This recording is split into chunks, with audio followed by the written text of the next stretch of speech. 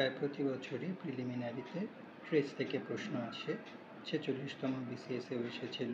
সেই প্রশ্নটি হচ্ছে, he is a man to depend on. আমাদের টু ডিপেন্ড অন এই অংশটি কোন ফ্রেজ সেটা খুঁজে বের করতে হবে। অপশন হচ্ছে noun phrase, adjective phrase, adverbial phrase, prepositional phrase. এদিকে একটু লক্ষ্য করি আমরা, টু ডিপেন্ড অনের আগে যে শব্দটি আছে সেটি কিন্তু নাউন, এবং টু ডিপেন্ড অন কীভাবে গঠিত হয়েছে, টু প্লাস ভার্বের বেস ফর্ম। সেদিক থেকে অর্থাৎ গঠনগত দিক থেকে এটি কিন্তু ভার্বাল ফ্রেজ, কেননা এখানে টু ইনফিনিটিভের ব্যবহার হয়েছে।